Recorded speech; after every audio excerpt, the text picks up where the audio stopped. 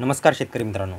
पीक विम्याचं वाटप परभणी व हिंगोली त्याचबरोबर अजून या विदर्भाचे 1-2 जिल्हे ह्या जिल्ह्यांमध्ये पीक विम्याचं वाटप हे कालपासून सुरू झालेलं आहे. त्यामध्ये परभणीला व हिंगोलीला 10 एप्रिलपासून पीक विम्याचं वाटप सुरू झालेलं आहे. संध्याकाळी 4 ते 5च्या सुमारास तुम्हाला देखील मेसेज आलेला असेल. तर ज्यांना मेसेज आला आहे, रक्कम जमा झालेली आहे, कृपया तुम्ही देखील कमेंट करून सांगा, किंवा जर जमा झालेली नसेल तर व्हिडिओ खास तुमच्यासाठीच असणार आहे. तर यामध्ये बघा, पाहायला गेलं तर वसमत तालुक्याचे जेवढ्या गावांना पीक विमा भेटला ते आपण मागच्या व्हिडिओमध्ये पाहिलं. या व्हिडिओमध्ये वसमत व्यतिरिक्त बाकी जिल्ह्यांची जेवढी काही अपडेट आहे, म्हणजे बाकी हिंगोली जिल्ह्यातले जेवढे तालुके आहेत त्यांची अपडेट व हिंगोलीच्या आसपासचे परभणी, नांदेड, त्याचबरोबर यवतमाळचा पेंडिंग पीक विमा व वाशिमची जेवढी काही अपडेट आहे ती व्हिडिओमध्ये होईल तेवढी मी कव्हर करण्याचा प्रयत्न करत आहे. तर चला व्हिडिओला आपण सुरू करूया. त्यामध्ये बघा, काही शेतकऱ्यांना रक्कम जमा झालेली आहे, काही शेतकऱ्यांच्या जिल्ह्यात जमा झालेली आहे, गावात जमा झालेली आहे, पण अद्याप त्यांच्या खात्यावर रक्कम जमा झालेला मेसेज आलेला नाही आहे. ह्याचं काय कारण आहे ते देखील व्हिडिओमध्ये सांगतो. पण त्या अगोदर जर तुम्ही चॅनलवर नवीन असाल तर माझं नाव आहे सम्राट आणि स्वागत आहे तुमचं शेतकरी सम्राट यूट्यूब चॅनलमध्ये. जर चॅनलला अद्यापही तुम्ही लाईक, सबस्क्राईब व शेअर केलं नसेल तेही करून घ्या व माझ्या डाव्या साईडला बेल आयकनचा जो बटन दिसतोय म्हणजे घंटा दिसते त्याला देखील दाबा. म्हणजे तुमच्या गावची पीक विम्यासंबंधात किंवा शेतकऱ्यांच्या नवीन जेवढी GR येतात त्याच्या संबंधित जी काही अपडेट आली ती तुम्हाला सर्वात फास्ट तुमच्यापर्यंत पोहोचून जाईल. तर चला वेळ वाया न घालवता आपण देखील व्हिडिओला सुरुवात करूया. तर बघा, हिंगोलीमध्ये सध्या 2 तालुक्यांमध्ये पीक विम्याचं वाटप सुरू झालेलं आहे. यामध्ये वसमतला 80% गावांना पीक विमा भेटलेला आहे, 20% गावांना अद्यापही भेटलेला नाही. त्याचबरोबर कळमनुरीमध्ये देखील पीक विम्याचं वाटप सध्या 70 ते 75% गावांना झालेलं आहे. त्यामध्ये उर्वरित 25% लोकांना अद्यापही पीक विम्याचे मेसेज आलेले नाही आहे. तर बघा, ह्यामध्ये देखील 142 गावं कळमनुरी तालुक्यातले पात्र आहेत, म्हणजे 142 गावांना पीक विमा 100% भेटणार आहे. फक्त प्रॉब्लेम असा आहे की पीक विमा भेटायला एकदा सुरुवात झाली की त्याची प्रोसेस ही एका तालुक्याची 7 ते 8 दिवस चालते. म्हणजे आज पीक विमा 10 तारखेला जर सुरू झाला, सपोज 10 तारखेला सुरू झाला, तर 17-18 तारखेपर्यंत देखील मेसेज येतात. कारण काही शेतकरी म्हणतात की बाबा, तुम्ही म्हणता की पीक विमा खात्यावर जमा व्हायला सुरुवात झालेली आहे, पण आमच्या खात्यात मेसेज अद्यापही का आला नाही. तर ह्याचं कारण आहे की 7 दिवस पीक विमा वाटप होत असतो. आज, उद्या, परवा असं करत करत एका सोयीनं तुम्हाला येईल.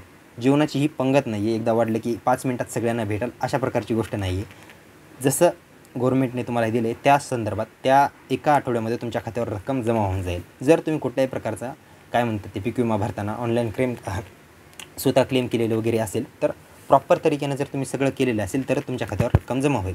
कारण आपण पाहायला गेलं तर जालना जिल्ह्यामध्ये काही शेतकऱ्यांनी बघा, जालना व परभणीमध्ये पीक विमा भरताना त्यांनी बऱ्याचशा प्रकारचे म्हणजे इल्लीगल कामं करून पीक विमा भरला व क्लेम केला. म्हणून त्यांच्या हे देखील त्यांचं नागरिकत्व हे पीक विम्याचं जेवढं हे आहे ते देखील बाद करण्यात आले व यानंतर त्यांना जेवढ्या सुविधा आहेत त्यांमधून देखील त्या शेतकऱ्यांना काढल्या जाऊ शकतं. तर अशा काही चुकांमुळे देखील पीक विमा भेटलेला नाही आहे. आशा करा की तुम्ही तसं काही केलं नसेल.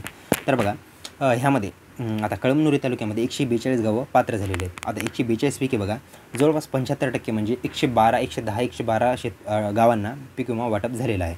यामध्ये रक्कम ही 6, 7, 8 हजाराच्या आसपास असू शकते. म्हणजे ज्या ॲव्हरेज रक्कम सांगतो आहे मी, यामध्ये कमी जास्त देखील होऊ शकतं.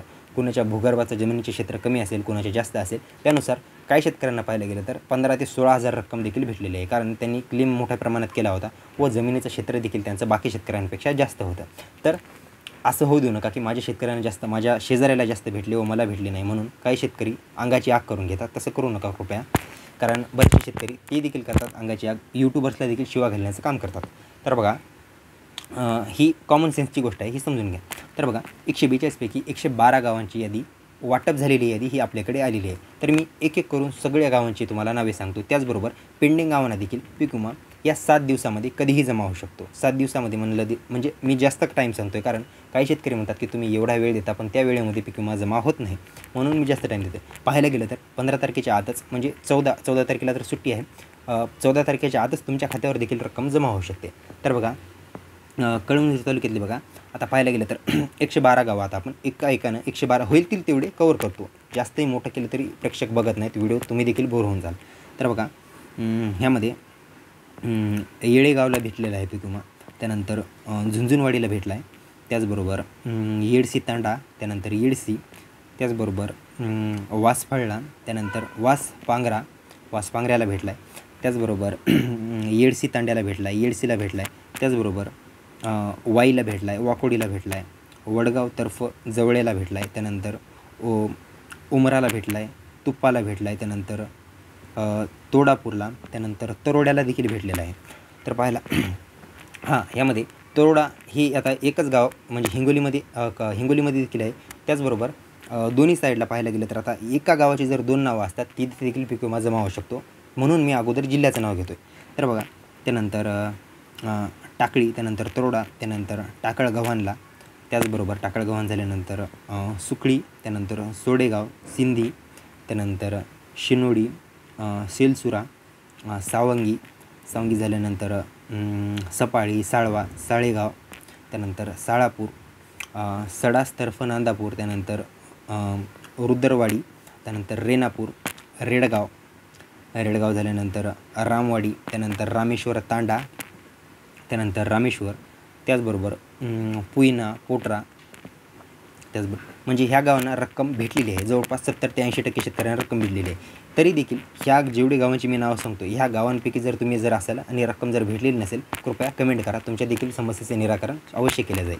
त्यानंतर बघा पारडी, त्यानंतर निमटोक, नरवाडी, नांदापूर, नांदापूर झाल्यानंतर कळमनुरी, त्यानंतर मोरवड, मोरगव्हाण, त्यानंतर मोसोड, माळेगाव, माळेगाव झाल्यानंतर मल्हारी, महारी बुद्रुक, त्यानंतर कुपटी, त्यानंतर कुंभारवाडी झाल्यानंतर कोपरवाडी, कोंडूर, किल्ले वडगाव झाल्यानंतर करवड, त्यानंतर खाडखेड खुर्द, कावडा, त्यानंतर कसबे, धावंडा, कान्हेगाव, त्यानंतर कामठा, त्यानंतर कल्याचीवाडी, त्यानंतर जातेवाडी, जारोडा झाल्यानंतर जामरून, जामगव्हाण तांडा. त्याचबरोबर एका समजा जामगव्हाण तांडा ह्या प्रकारची जेवढी गावं आहेत म्हणजे खुर्द, बुद्रुक ह्या सगळ्या गावांना पीक विम्याची रक्कम भेटत आहे. म्हणजे हिंगोलीमध्येच नाही बाकी देखील जिल्ह्यांची मी जेवढ्या जिल्ह्यांना पीक विमा भेटला आहे तेवढ्या जिल्ह्यांना देखील बुद्रुक व खुर्द जेवढे गाव असतील तेवढ्या गावांना रक्कम दोन्हीला एकाला भेटेल असं कुठेच होणार नाही. दोन्हीला देखील रक्कम भेटेल. त्यानंतर बघा हरवाडी, त्यानंतर हातमाळी, त्यानंतर गंगापूर झाल्यानंतर डिग्रस, त्यानंतर दत्ती, त्यानंतर दाभाडी, बोठी, बोल्डा, त्यानंतर भोसी, त्यानंतर भाटेगाव.